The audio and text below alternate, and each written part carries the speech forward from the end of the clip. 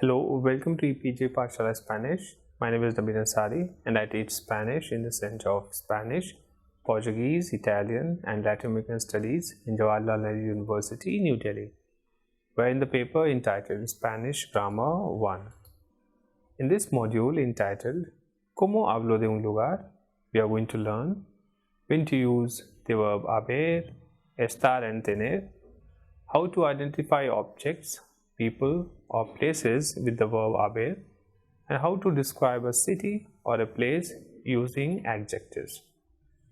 The verbs haber, estar, tener are a category of irregular verbs which have multiple functions. Let's see their uses one by one. So we'll start with the use of haber in the form of I.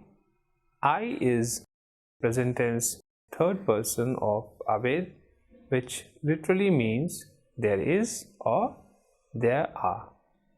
I remains same for both singular and plural. Now let's see what is the use of this I. I is used to identify objects, people or places in a particular space, and in this module we will learn how to identify these things with I. But first we need to learn some basic vocabulary of places and establishments to get us started. Now let's see some of the pictures of religious places with their corresponding names in Spanish. La iglesia, el templo, la mezquita, la sinagoga. Now these are some of the establishments that are there in a city. What else do we have in a city? Well, in a city we have el hotel, la escuela, la estación de metro, el parque, el museo, la estación de tren, la estación de autobuses, el bar, la discoteca, el teatro, el cine, el centro comercial, las tiendas, los mercados, las playas, los lugares turísticos, los hospitales y los estadios. Now let's see what do they mean. So la escuela means the school, el hotel means the hotel, la estación de metro means metro station, el parque means the park, museo is museum, estación de tren is train station, estación de autobuses is bus station, bar means bar, discoteca means discotheque, teatro means theater, cine means cinema, el centro comercial means shopping mall, tiendas means shops, mercados means markets, playas means beaches, lugares turísticos means touristic places, hospitales means hospitals, and estadios means stadiums. Now let's read a text about two cities. Can you identify the things in the city? Which verb helped us to identify the establishments? Now first we are going to see a text about Madrid. En Madrid hay muchos lugares turísticos.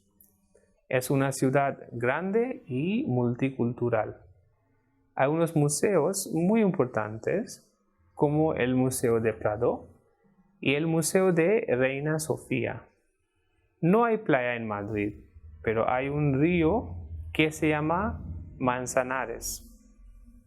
También hay muchos parques como el Parque de Retiro y la Casa de Campo. Hay algunas universidades buenas y muchos estudiantes estudian aquí. So this was the text related with Madrid. Now the translation of this text is given in the e-text, just in case if you don't understand anything.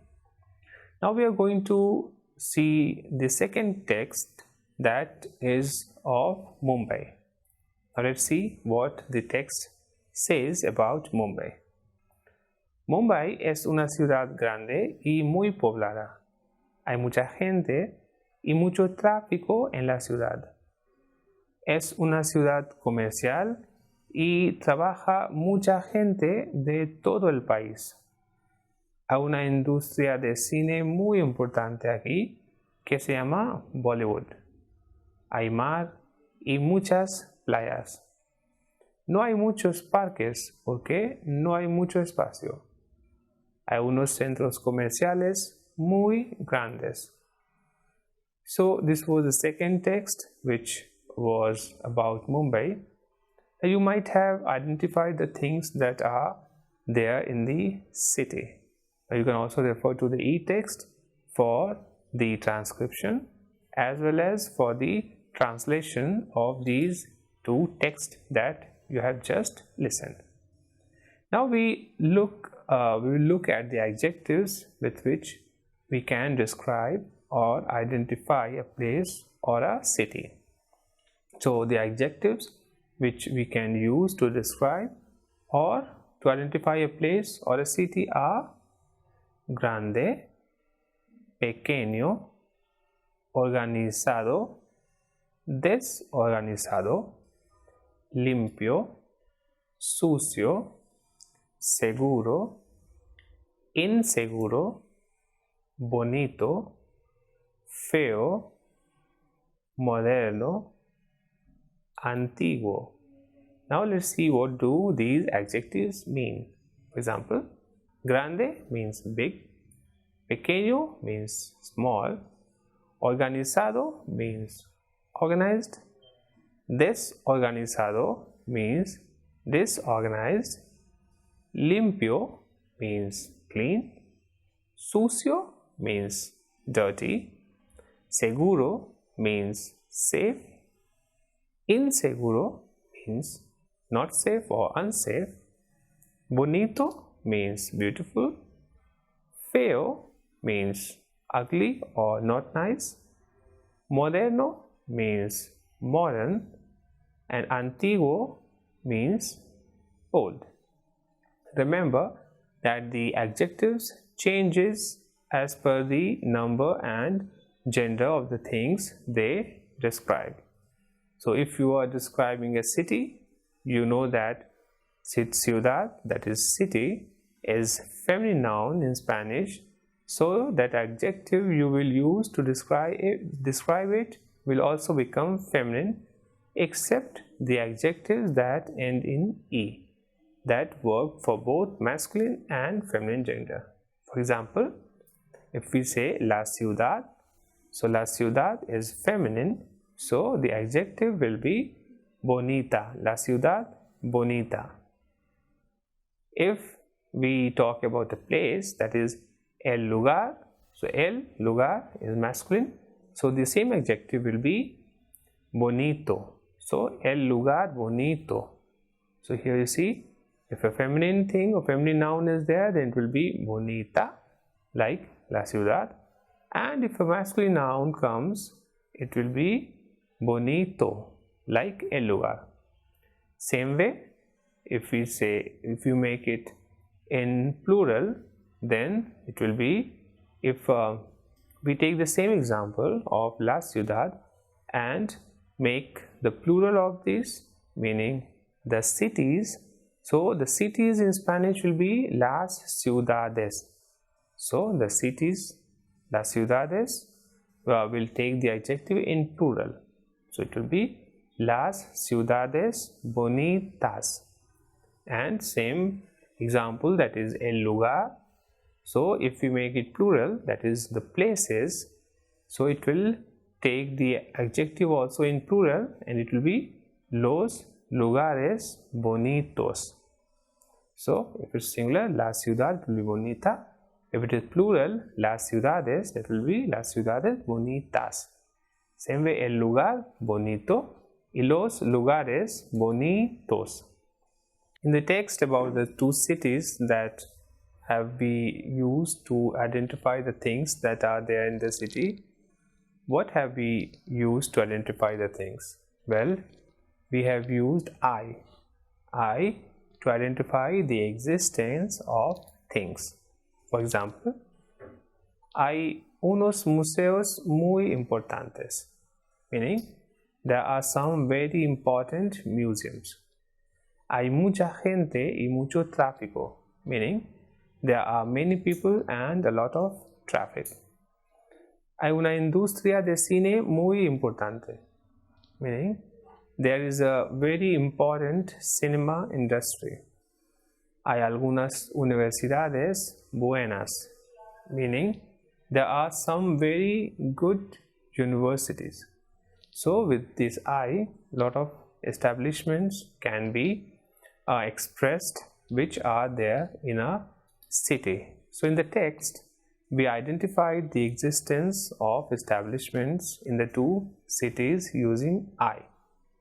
We are not concerned with where these things are within Mumbai or Madrid, but we are only saying that these things are there. They exist in Mumbai or Madrid without giving their exact location within the city.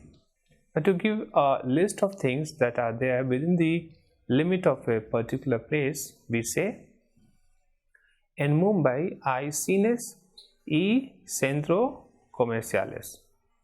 Meaning in Mumbai there are cinemas and shopping malls.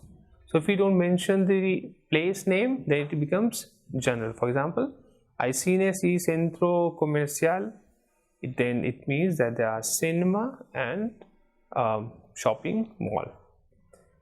If I say in Madrid hay parques y museos, meaning in Madrid there are parks and museum.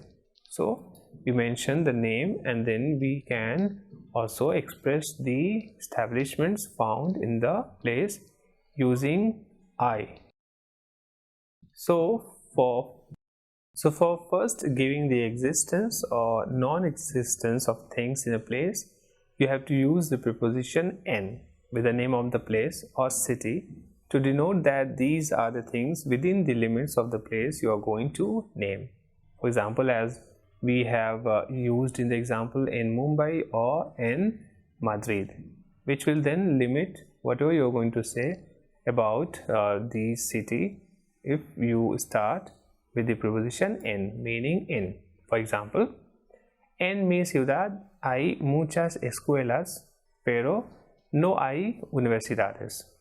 Meaning, in my city there are many schools, but there are no universities. So in which or whose city? En mi ciudad, in my city. Things that exist or are there, escuelas. Things that don't exist or that are not there are universities. So when I say hay muchas escuelas, means that there are many schools. But when I say no hay universidades, means there are no universities. Now we will talk about the quantifiers. Means when we name the things that are there in a place, sometimes we also need to specify their quantity or number. Let's learn how to do that with the aforementioned examples. So if I say hay unos museos muy importantes, or hay mucha gente y mucho tráfico, hay una industria de cine muy importante y hay algunas universidades buenas. I repeat the sentences. Sentences are: hay unos museos muy importantes, hay mucha gente y mucho tráfico, hay una industria de cine muy importante, hay algunas universidades buenas. Now, if you have paid attention to the highlighted section of these sentences, so in these sentences you can see that things have been quantified in vague manner. By vague manner, I mean unos museos, mucha gente, una industria y algunas universidades. Now, these quantifiers are used after the verb form I and before the noun we are going to quantify. Now, these quantifiers change with the number and gender of the noun they quantify, as it happens with all adjectives. For example, un museo y una casa, unos restaurantes y unas plazas. ¿Se ve? Mucho tráfico y mucha gente, muchos parques y muchas tiendas. Other quantifiers are algún, for example, algún colegio o alguna escuela, o algunos centros comerciales y algunas farmacias.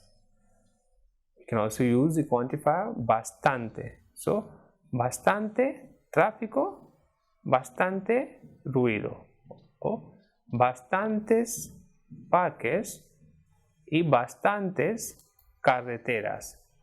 Now, these quantifiers that are generally used with I are un, una, unos, unas. Un means one and una is the feminine form of one. Unos means some and unas is the feminine plural form of which means some. Same way, mucho, mucha means a lot. Mucho tráfico means a lot of traffic.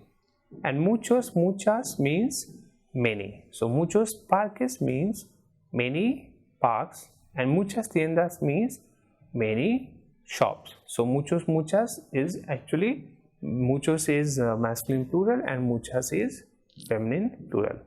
Same way, algún, alguna means some, and algunos, algunas is the plural form of masculine as well as feminine, and bastante means enough or quite a lot.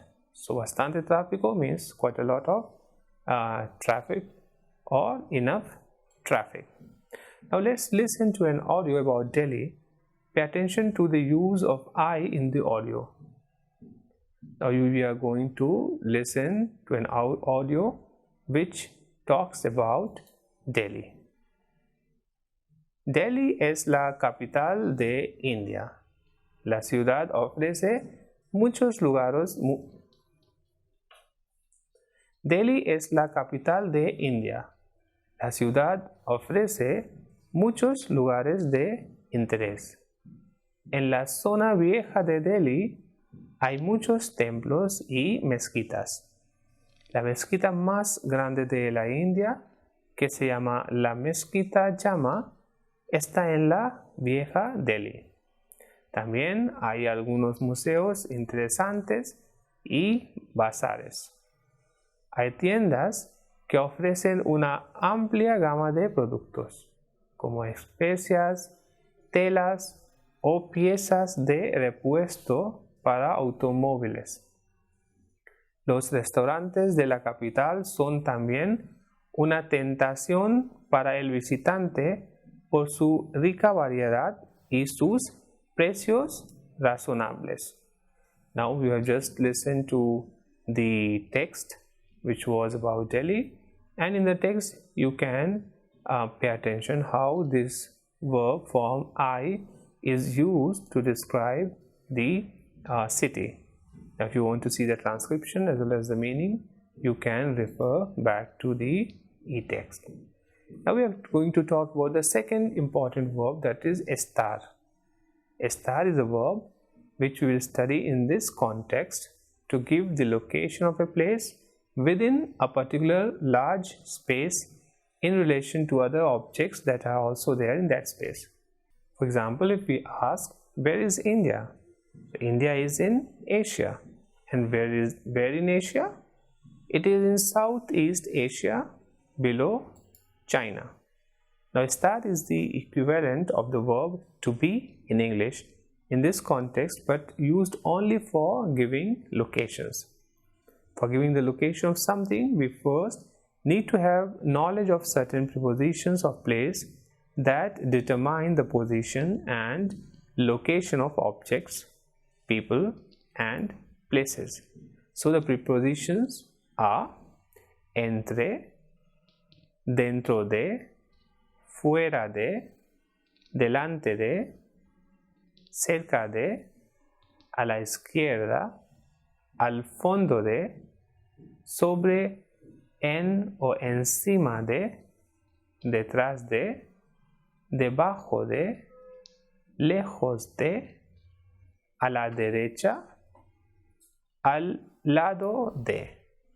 So what does this mean? Entre means between, al fondo de means at the end, dentro de means inside or en means inside, sobre, en or encima de means on, fuera de means outside, detrás de means behind, delante de means in front of, debajo de means under, cerca de means near, lejos de means far, a la izquierda means to the left, a la derecha means to the right, and al lado de means next to. So these were the prepositions of place that determine the position and location of objects, people, and place, stating where these things are.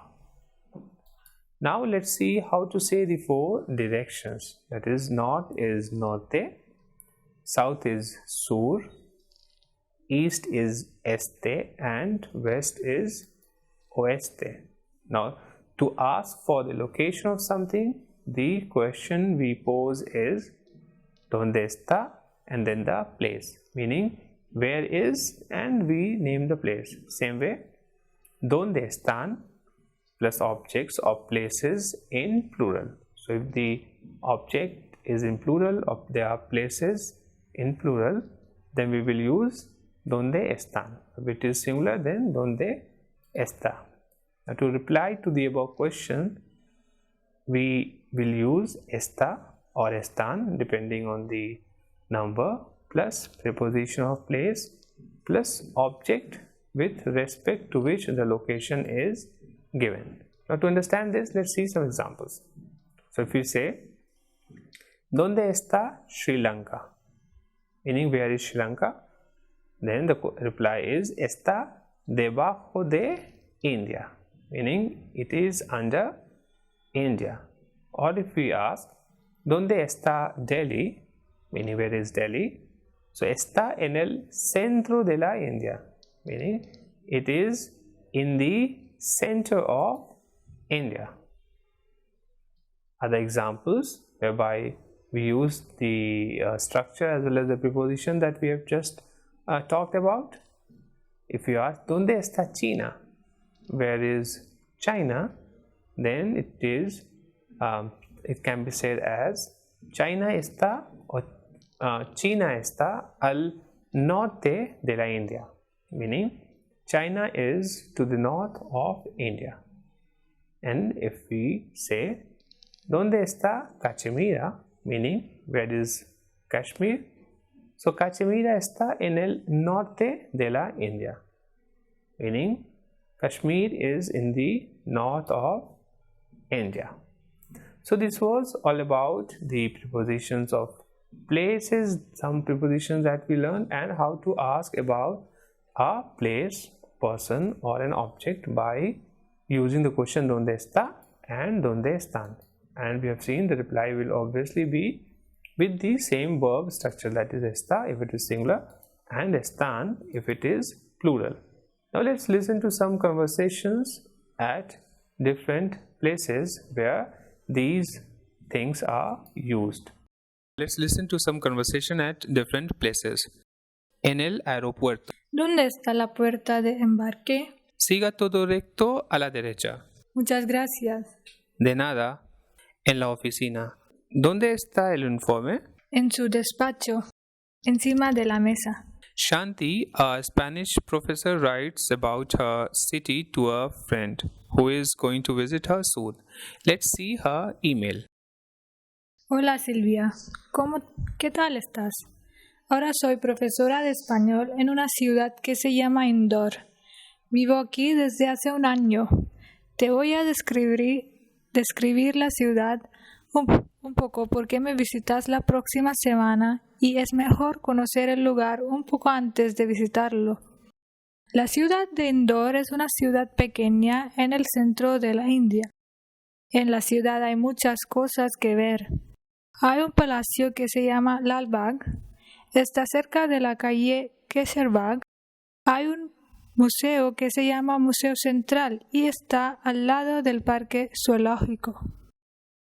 Hay muchos institutos y universidades en la ciudad para estudiar. Hay un instituto de MBA muy famoso que está lejos del centro. Hay muchos locales para probar la comida típica. Están en la calle Palacias cerca del apartamento Channa. Creo que te va a gustar mi ciudad. Espero tu visita con mucha alegría. Abrazos, Shanti. La Ciudad de México es una ciudad muy grande y poblada. Ana está hablando de su vida en la ciudad. Distrito Federal es una ciudad con mucha vida. Los jóvenes disfrutan mucho y salen mucho. Los fines de semana, especialmente la noche de viernes, casi todos van a un bar o una discoteca para beber y bailar. Siempre hay algún concierto en las plazas. Los sábados la gente aquí hace compras porque los supermercados y tiendas de combustibles están cerrados los domingos. Los domingos es habitual comer fuera en los restaurantes. La comida mexicana es muy variada y rica. A veces los viernes hay algunos que van al cine para ver películas. No hay mucha gente que va al teatro. Por las tardes es común ver a la gente pasear, jugar o correr en los varios parques que hay en la ciudad. Es una ciudad interesante y me gusta vivir aquí. After having listened to this audio about the city of Mexico, let's now go to the verb tener. You have already learned the verb tener in the previous module. Generally, the verb tener is used to express the idea of possession. For example, tengo un coche means I have a car. Tengo dinero means I have money.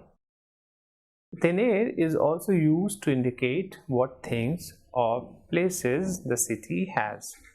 It is used to express belonging. Let's see some examples. For example, la ciudad tiene calles anchas y edificios bonitos, meaning the city has wide streets and beautiful buildings. Mi barrio tiene muchas tiendas, meaning my neighborhood has many shops. Now we will try to make a difference, to see also the difference between the use of the three verbs that we have learned today, that is I, estar and tener. So I is used for existence, that is to talk about the existence of any establishments or anything. For example, en Madrid hay muchos bares, meaning in Madrid there are many bars. Estar is used for localization, or it is used for location of some place or thing or people. For example, los bares están en Madrid, meaning the bars are in Madrid. Tener is used for possession. For example, Madrid tiene muchos bares, meaning Madrid has many bars. So this module covered three important verbs actually. The verbs are haber, that is I, estar, that is irregular, and tener, which is also irregular. So I is used for existence, estar is used for location, and tener is used for possession. Now, out of these three verbs mentioned, it will be any one of these three verbs will be mentioned according to what we want to express. So if you want to express the existence of some place, for example, if you want to say, okay, in this city there are many museums or other establishments, then we use I, meaning there is and there are.